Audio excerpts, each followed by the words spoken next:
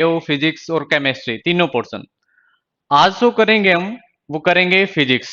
और फिजिक्स में आपने ध्यान रखना है, जितना भी टॉपिक करेंगे, मैं गारंटी देता हूं लगभग आपका 80 से 90% आपका सिलेबस इसमें कवर होगा। मतलब जो एग्जाम में आएगा वो चीजें आपकी कवर होगी, 80 से 90% आपके क्वेश्चन इसमें से कवर हो जाएंगे। ठीक है, तो आइए स्टार्ट करते हैं फिजिक्स। तो देखो, फिजिक्स,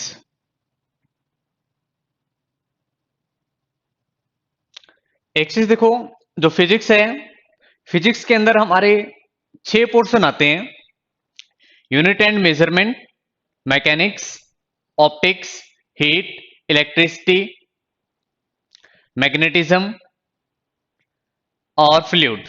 ठीक है, और इसके अलावा एक टॉपिक आएगा आपका इन्वेंशन से। ठीक है, तो इन टॉपिक में आज जो हम स्टार्ट करेंगे आपका, वो टॉपिक है ऑप्टिक्स। और ऑप्टिक्स हमारे लिए बहुत इंपॉर्टेंट हो जाता है, क्योंकि यहां से आपके लगभग क्वेश्चन बनते ही हैं। अगर आप एग्जाम देखो आपका, उसके अंदर आपके क्वेश्चन यहां से बने ही बनेंगे। तो आज का जो हमारा टॉपिक है वो है ऑप्टिक्स, और ऑप्टिक्स में हम करेंगे स्टार्ट रिफ्लेक्शन ऑफ लाइट से। कौन सा टॉपिक है हमारा? Reflection of light. Reflection of light, reflection of light. देखो, रिफ्लेक्शन किस चीज को बोलते हैं हम, ये चीज हमें पता होनी चाहिए। मान के चलो, मेरे पास एक गेंद है, मैंने क्या किया, इस गेंद को इस तरह से दीवार को हिट कर दिया। जैसे दीवार को हिट हुई, वो गेंद वापस मेरे पास आई। ये ये भी चीज क्या हो रही है, गेंद गई और वापस आई, क्या हो रहा है, रिफ्लेक्शन हो रहा है। और यहां पर रिफ्लेक्शन किस चीज का है, लाइट का। मान के चलो, मेरे पास ये एक मिरर है। कौन सा मिरर है? Plane mirror. कौन सा मिरर है? प्लेन मिरर है। इस मिरर के ऊपर 90 डिग्री के एंगल पर एक लाइन ड्रॉ कर देता हूं मैं। कितने डिग्री के एंगल पर? 90 डिग्री के एंगल पर। और ये जो लाइन रहेगी, इसको हम बोलेंगे नॉर्मल। क्या बोलेंगे? नॉर्मल। ये नॉर्मल है। अब ध्यान देना आपने, देखो, किसी भी सोर्स की तरफ से, किसी भी सोर्स की तरफ से कोई भी लाइट रे आ रही है, इसको हम बोलेंगे इंसिडेंट रे। क्या बोलेंगे? Incident ray. अब जैसे ये रे इस मिरर से टकराएगी, इस मिरर से टकराने के बाद यहां से ये इस तरह से रिफ्लेक्ट हो जाएगी, और इस रे को हम बोलेंगे रिफ्लेक्टेड रे। क्या बोलेंगे? Reflected ray.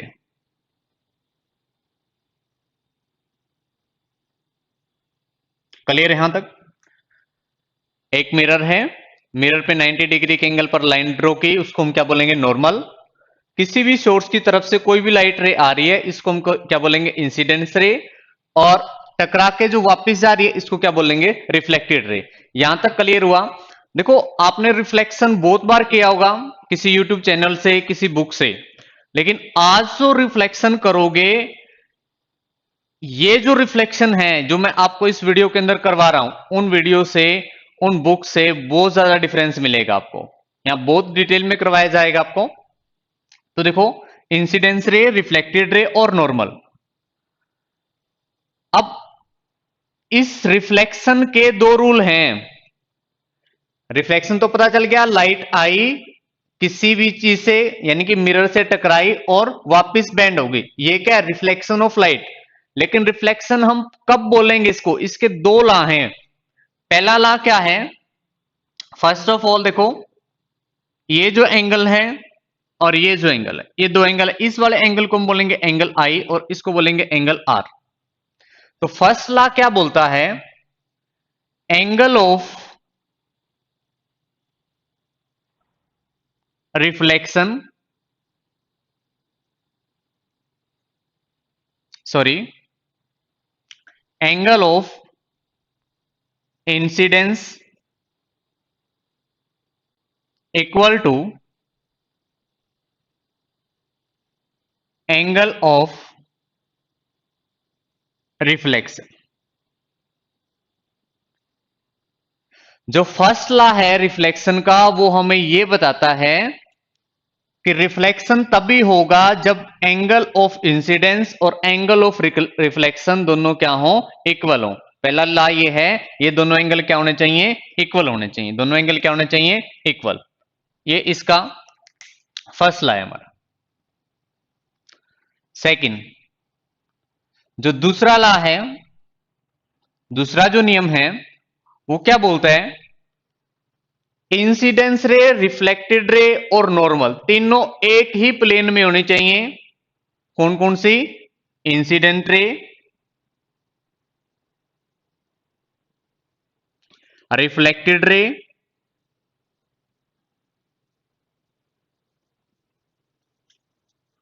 And normal.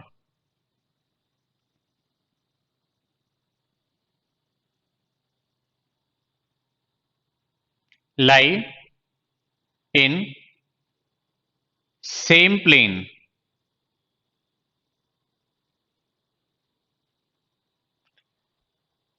जो आपकी इंसिडेंस रे है, रिफ्लेक्टेड रे है और नॉर्मल है, ये तीनों एक ही प्लेन में होने चाहिए। एक प्लेन कहने का मतलब देखो,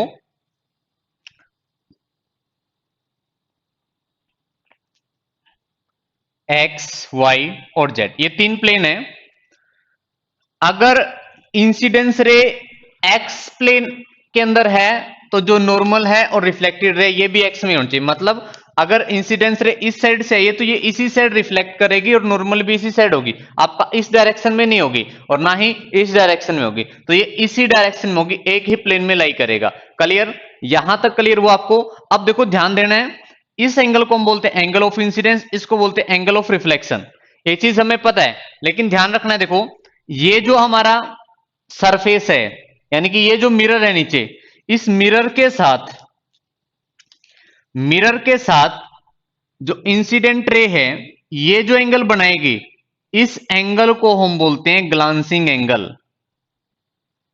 क्या बोलते हैं, ग्लांसिंग एंगल। ये बहुत इंपॉर्टेंट हो जाता है। कौन सा एंगल है, ग्लांसिंग एंगल। तो ये दो रूल हमने बुक के अंदर पढ़े हैं। जो तीसरा रूल है ये बहुत इंपॉर्टेंट है।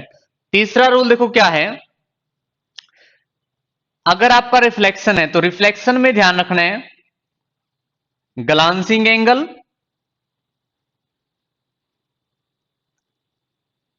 प्लस एंगल ऑफ इंसिडेंट या angle of reflection,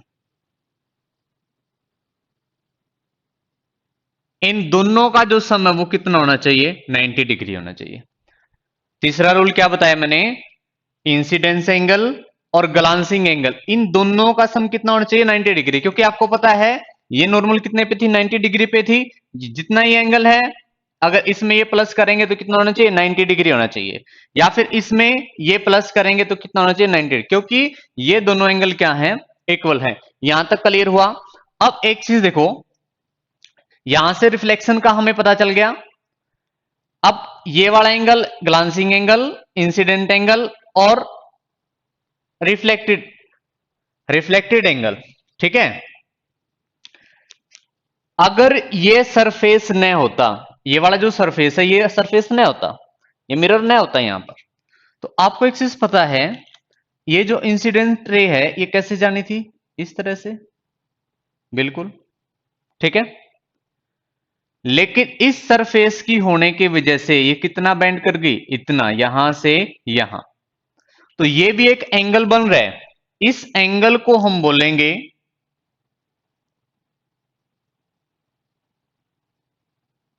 angle of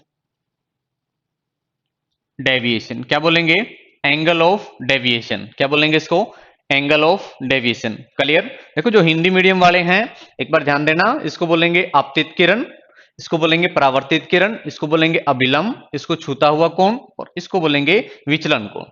तो एक रूल तो मैंने क्या बताया आपको, ये दोनों एंगल इक्वल होने चाहिए इंसिडेंट रे, नॉर्मल और रिफ्लेक्टेड रे तीनों एक प्लेन पे लाई करना चाहिए। तीसरा क्या बताया, ग्लांसिंग एंगल और एंगल ऑफ इंसिडेंस या एंगल ऑफ रिफ्लेक्शन, इन दोनों का जो सम है वो कितना होना चाहिए, 90 डिग्री होना चाहिए। अब बच्चों इसमें ध्यान रखना है, देखो आपने जो आपका रिफ्लेक्शन है, रिफ्लेक्शन के अंदर एक दो न्यूमेरिकल भी आ जाता है आपका। न्यूमेरिकल कहां से बनेगा, आपको एंगल पूछ लेगा। जैसे आपको एक क्वेश्चन दे दिया,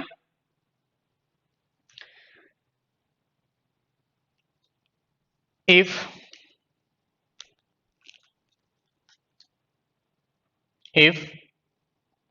angle I is equal to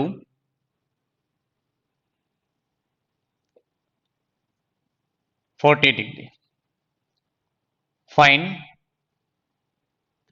angle of deviation. अगर इस तरह से क्वेश्चन दे दे, देखो फिजिक्स के अंदर क्वेश्चन क्या दिया, आपको एक एंगल दे दिया और क्या पूछ लिया, एंगल ऑफ डेविएशन। तो आपने डायरेक्ट याद रखना है, एंगल ऑफ डेविएशन निकालने का जो फॉर्मूला है वो है 180 माइनस 2i। क्या फॉर्मूला है, 180 माइनस 2i। अब ये 180 कहां से आया और 2i कहां से आया, देखो फॉर्मूले में एक बार। अगर मैं इस लाइन को देखूं, इंसिडेंस रे को, ये पूरा एंगल कितना है, 180। कितना है, 180। एंगल कौन सा निकालना है, एंगल ऑफ डेविएशन। तो हमें एक चीज पता है, ये वाला एंगल और ये वाला एंगल क्या है, इक्वल है। अगर हमें ये एंगल दे रखा है तो ये भी जितना ये होगा उतना ही होगा, तो इसका क्या कर देंगे, डबल कर देंगे। तो इस पूरे एंगल में से अगर ये वाला एंगल आप माइनस कर दोगे तो हमारे पास ये वाला एंगल आ जाएगा। क्लियर हुआ। तो देखो यहां से एंगल ऑफ डेविएशन अगर हम निकालेंगे कितना आएगा, 180 माइनस 2i। आई कितना है, 40। 40 को 2 से मल्टीप्लाई करेंगे कितना आया, 80। तो एंगल ऑफ डेविएशन कितना आ गया, 100। कितना आ गया, 100 डिग्री। यहां तक क्लियर होगा, ठीक है। अब एक चीज देखो, हमारे पास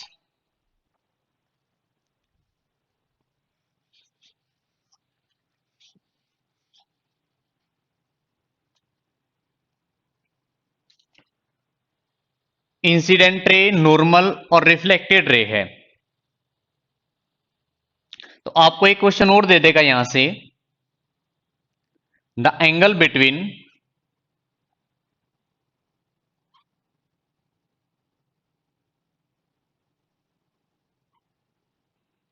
incident ray and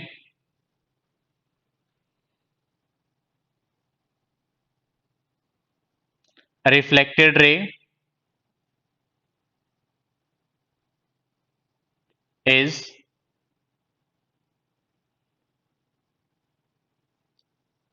18.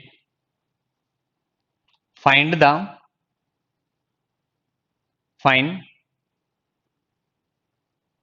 glancing angle।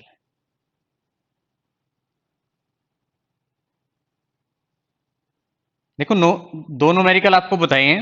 First मैंने क्या बताया आपको, आपको एंगल आई दे देगा या एंगल आर दे देगा, आपको निकालना क्या है, एंगल ऑफ डेविएशन। दूसरा क्वेश्चन क्या दिया, आपको एंगल दे दिया इंसिडेंट रे और रिफ्लेक्टेड रे के बीच का, कितना एंगल दिया है, 80 डिग्री। मतलब ये वाला एंगल कितना है, 80 डिग्री है। तो हमें कौन सा निकालना है, ग्लांसिंग एंगल निकालना है। अब आपको ध्यान रखना, देखो ये वाला एंगल कितना है, 80 डिग्री है कंप्लीट। आपको पता है ये और ये दोनों क्या है, इक्वल है। तो ये कितना होगा, 40, और ये भी कितना होगा, 40। ये कंप्लीट कितना था, 90 डिग्री। 40 से है तो ये कितना बच गया, 50 डिग्री। तो ग्लांसिंग एंगल कितना आ जाएगा, 50 डिग्री। क्लियर होगा यहां तक, क्लियर। अब देखो एक चीज और, यहीं से क्वेश्चन बनेंगे आपके। जो इंसिडेंट रे है, जब ये किसी भी सोर्स की तरफ से आएगी, इसकी जो इंटेंसिटी है, जो इसके अंदर एनर्जी है, उसमें से कुछ एनर्जी इस सरफेस को गर्म करने में लॉस हो जाएगी। जैसे ये इंसिडेंट रे आई, इस सरफेस से टकराई, तो इसकी जो एनर्जी थी वो सरफेस को गर्म करने में, उसमें से कुछ एनर्जी क्या होगी, लॉस होगी। अब बाकी को क्या करेगी, ये रिफ्लेक्ट कर देगी। यानी कि रिफ्लेक्शन में हमें ध्यान रखना है जो इंटेंसिटी है इंसिडेंट रे की वो ज्यादा है किससे, रिफ्लेक्टेड रे से। बहुत इंपॉर्टेंट हो जाता है ये, intensity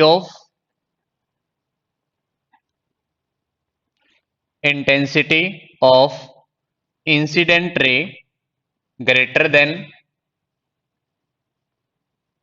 intensity of reflected ray. ये चीज आपने याद रखना है। एक होता है टोटल इंटरनल रिफ्लेक्शन और एक होता है आपका simple reflection. Total internal reflection और रिफ्लेक्शन में ये डिफरेंस है, वहां टोटल इंटरनल रिफ्लेक्शन में इंसिडेंट रे और रिफ्लेक्टेड रे दोनों की इंटेंसिटी सेम होती है, लेकिन जो आपका नॉर्मल रिफ्लेक्शन होता है उसमें इंटेंसिटी दोनों की क्या होगी, अलग अलग होगी। अब एक चीज और देखो, बहुत इंपॉर्टेंट रहेगी, एग्जाम में क्वेश्चन पूछता है आपको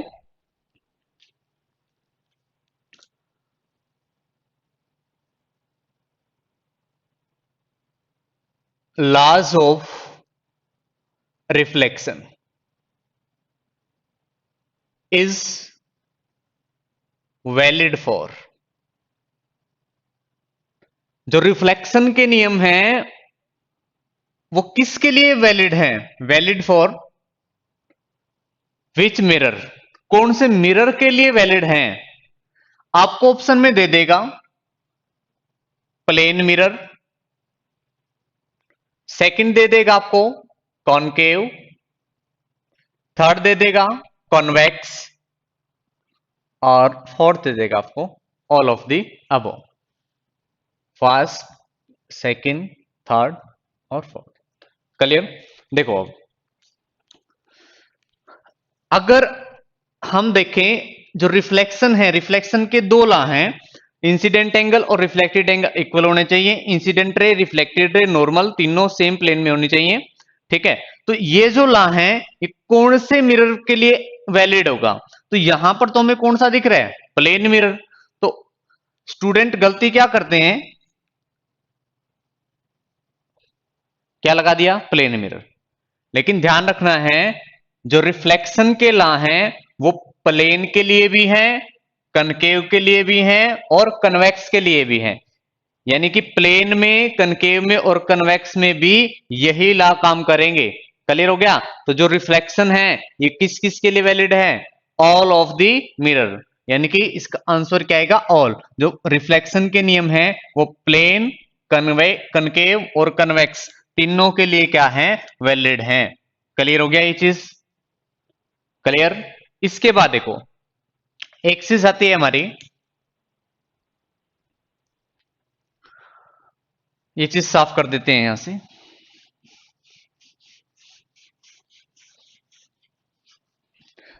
बच्चों ध्यान से समझना, देखो अभी जो रिफ्लेक्शन करवा रहा हूं मैं आपको, इससे आपके क्वेश्चन बनेंगे और ये क्लास आपका डेमो के लिए है, डेमो पर्पस के लिए है आपका। फिजिक्स जितना सुनने में आसान लग रहा है उतना आपको पढ़ने में भी आसान लगेगा। ठीक है, क्वेश्चन एक भी आपका नहीं रहेगा। तो देखो इसके अंदर फ्रीक्वेंसी,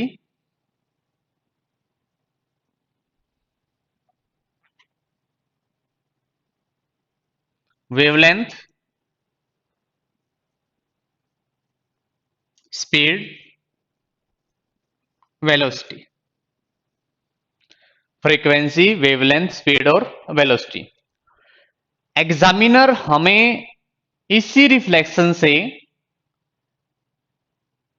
दो तीन क्वेश्चन और पूछ सकता है। पहला क्या है हमारा, फ्रीक्वेंसी। आपको पूछ लेगा इंसिडेंट रे और रिफ्लेक्टेड रे, इनमें से फ्रीक्वेंसी किसकी ज्यादा होगी, किसकी कम होगी, या फ्रीक्वेंसी चेंज होगी या नहीं होगी रिफ्लेक्शन के बाद, वेवलेंथ चेंज होगा या नहीं होगा रिफ्लेक्शन के बाद, स्पीड चेंज होगी या नहीं होगी रिफ्लेक्शन के बाद, वेलोसिटी चेंज होगी या नहीं होगी। तो ध्यान रखना, देखो अगर मैं बात करूं इंसिडेंट रे की और रिफ्लेक्टेड रे की, तो ध्यान रखना, देखो जो फ्रीक्वेंसी है, फ्रीक्वेंसी जो इंसिडेंट रे की है वही किसकी रहेगी, रिफ्लेक्टेड रे की। अब ऐसा क्यों? ध्यान रखना, जो फ्रीक्वेंसी है, ये जो प्रॉपर्टी है, ये प्रॉपर्टी है सोर्स की। किसकी प्रॉपर्टी है ये? सोर्स की।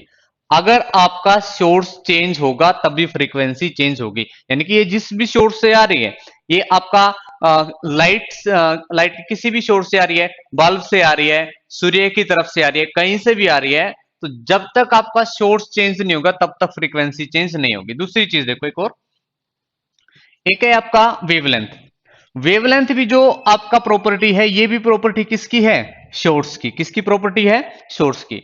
तो ध्यान रखना, इंसिडेंट रे और रिफ्लेक्टेड रे, जो वेवलेंथ इंसिडेंट रे का रहेगा, सॉरी, वेवलेंथ जो है, ये प्रॉपर्टी किसकी है? मीडियम की। किसकी है? मीडियम की। किसकी है? मीडियम की। अगर मीडियम चेंज होगा तो वेवलेंथ भी आपका क्या होगा? चेंज होगा। वेवलेंथ भी क्या होगा? चेंज होगा। ठीक है। लेकिन अगर रिफ्लेक्शन की हम बात करें, देखो इंसिडेंट रे आया और यहां से क्या हो गया? रिफ्लेक्ट हो गया। यहां पर मीडियम क्या है? एयर है। और यहां पर क्या है? ये नीचे क्या था? ग्लास, या मान लो वाटर है, नीचे कुछ भी है।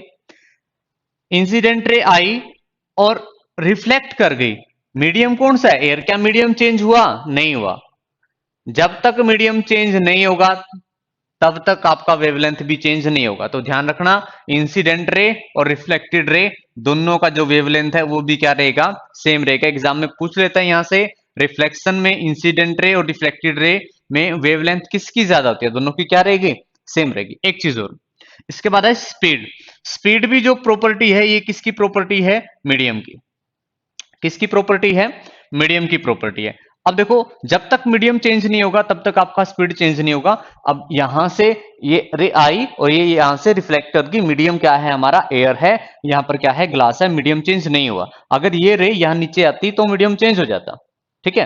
तो अभी तक मीडियम चेंज नहीं हुआ, तो ध्यान रखना है, जो स्पीड है वो भी चेंज नहीं होगी, ये भी क्या रहेगी? सेम रहेगी। इसके बाद आता है वेलोसिटी। अब ध्यान रखना है, देखो, जो स्पीड है और वेलोसिटी है, ये दोनों अलग अलग चीजें हैं। स्पीड जो है ये आपकी स्केलर क्वांटिटी है, और वेलोसिटी जो है ये आपकी वेक्टर क्वांटिटी है। वेक्टर क्वांटिटी कहने का मतलब, अगर डायरेक्शन चेंज होगा, अगर डायरेक्शन चेंज हो रहा है तो आपकी वेलोसिटी भी क्या होगी? चेंज होगी। डायरेक्शन चेंज होने पर वेलोसिटी भी क्या होगी? चेंज होगी। यहां तक शायद आपको क्लियर होगा। वेलोसिटी भी क्या होगी?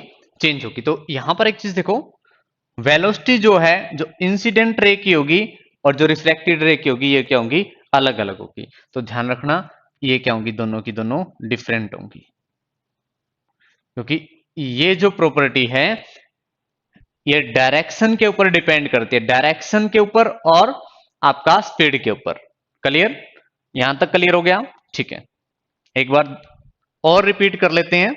रिफ्लेक्शन ऑफ लाइट में हमने स्टार्टिंग में क्या बताया? Laws of reflection.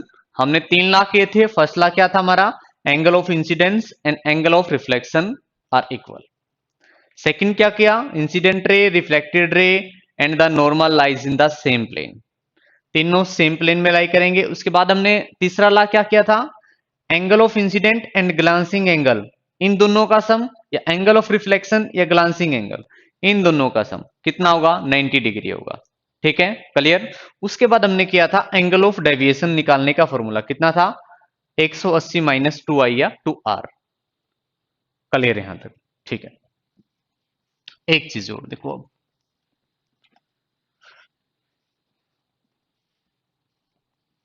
फिजिक्स बहुत आसान है। अगर मेरे तरीके से आप चलोगे, मेरे अनुसार आप चलोगे, तो आपको फिजिक्स बहुत आसान लगेगी, और है भी आसान। देखो,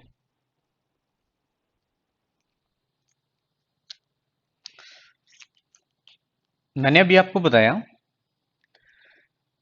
जो रिफ्लेक्शन के लॉ हैं वो प्लेन, कनकेव एंड कन्वेक्स दोनों के लिए। अब ये हमारे पास एक मिरर है, कौन सा? Plane mirror.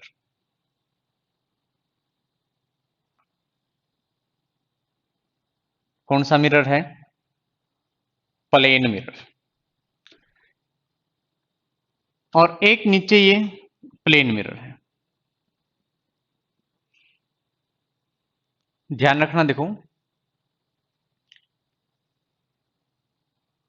आपको एग्जाम में देखो क्या पूछेगा, ये हो गया आपका इंसिडेंट रे, इंसिडेंट रे। आपको एग्जाम में ये पूछेगा इंसिडेंट रे इमरजेंट रे के पैरेलल हो तो दो प्लेन मिरर को कितने डिग्री के एंगल पर लगाएं। अगर हमें इंसिडेंट रे और इमरजेंट रे इन दोनों को पैरेलल रखना है तो दो प्लेन मिरर को कितने डिग्री के एंगल पर लगाएं। तो ध्यान रखना है, देखो ये होगी इंसिडेंट रे। अब ये जो प्लेन मिरर है ये इसको रिफ्लेक्ट करेगा, ये क्या करेगा, इसको रिफ्लेक्ट करेगा। इसको हम क्या बोलेंगे,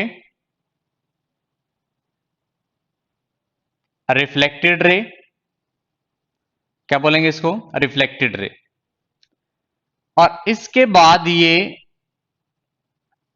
इस तरह से इसके पैरेलल जाएगी, इसको हम बोलेंगे इमरजेंट रे। क्लियर हुआ, देखो इस प्लेन मिरर के लिए ये इंसिडेंट रे है, ये रिफ्लेक्टेड रे है। इस प्लेन मिरर के लिए ये इंसिडेंट रे और ये रिफ्लेक्टेड रे। लेकिन कंप्लीट के लिए, अगर कंप्लीट की बात करूं मैं, तो कंप्लीट के लिए ये इंसिडेंट रे और ये इमरजेंट रे। तो ये दोनों देखो कितने डिग्री के एंगल पर है, 90 डिग्री के एंगल पर। कितने डिग्री के एंगल पर है, 90 डिग्री के एंगल पर। दो क्वेश्चन बन सकते हैं। फर्स्ट क्या है, इंसिडेंट रे और इमरजेंट रे एक दूसरे के पैरेलल कब होंगी, जब दो प्लेन मिरर कितने डिग्री के एंगल पर हो, 90 डिग्री के एंगल पर। कितने डिग्री के एंगल पर, 90 डिग्री के एंगल पर। या दूसरा क्वेश्चन पूछ लेगा, अगर दो प्लेन मिरर 90 डिग्री के एंगल पर हैं तो इंसिडेंट रे और इमरजेंट रे इन दोनों के बीच का एंगल कितना होगा। तो इन दोनों के बीच का एंगल कितना है, 0 डिग्री, क्योंकि दोनों क्या हैं, एक दूसरे के पैरेलल हैं। क्लियर हुआ यहां तक। अब एक चीज और, एक क्वेश्चन आया था, जो ये इंसिडेंट रे है ये अगर ये एक मिरर के पैरेलल हो, क्या हो, एक मिरर के पैरेलल हो, तो इमरजेंट रे भी दूसरे मिरर के क्या है, पैरेलल होनी चाहिए। अगर ये एक मिरर के पैरेलल हो तो ये भी दूसरे मिरर के क्या होगी, पैरेलल होगी। तो मिरर के बीच का एंगल कितना रहेगा, तो ध्यान रखो, देखो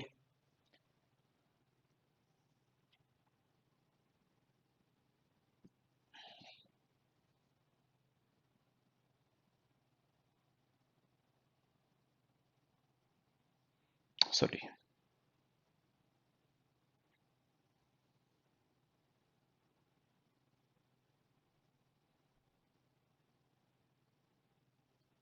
देखो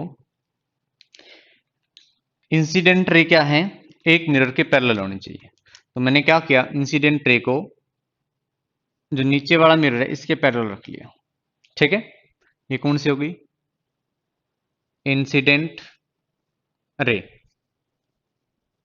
ठीक है, इसके बाद देखो ये रिफ्लेक्ट होगी इस तरह से।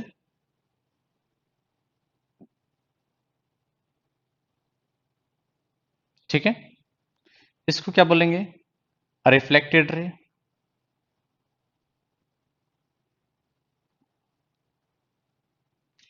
और फिर यहां से ये रिफ्लेक्ट होगी इस तरह से।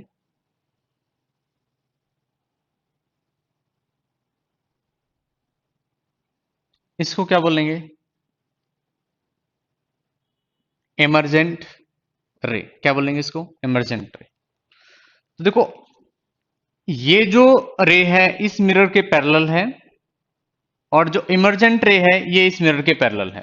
ठीक है, तो इन दोनों के बीच का जो एंगल रहेगा वो कितना रहेगा, 60 डिग्री। कितना रहेगा, 60 डिग्री। क्लियर यहां तक। तो ये रिफ्लेक्शन के आपके कुछ क्वेश्चन थे, और जो लॉ थे वो मैंने डिस्कस कर लिए हैं। तो आज के इस लेक्चर में आज हम इतना ही करेंगे। Thank you.